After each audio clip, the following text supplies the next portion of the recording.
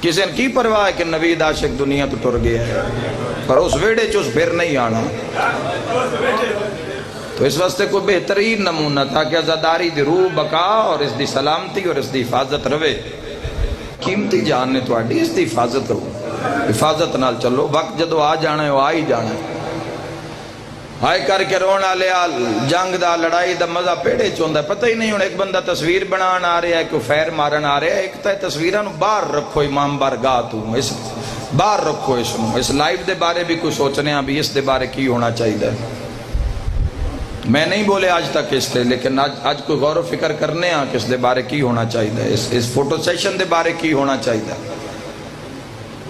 تصویریں بنانی ہیں تو کوئی پتر بھرا دی شادی جو دوست نو پرنامی ہو تو راج کے بنا لے تصویر، وہ جتے جنازہ ہوگے اتھے تصویر بنا کے کی کرنا۔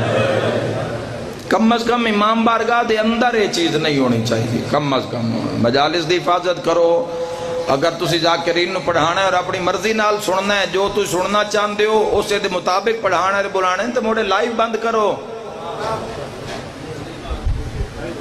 کیویں تواڈی چار دیواری دی بات نکل جاندی اور انج نکل جاندی ہے کہ تواڈے ذاکر شہید ہو کے گھر آ جاندے تے کسے دے کان تے جو نہیں رینگ دی۔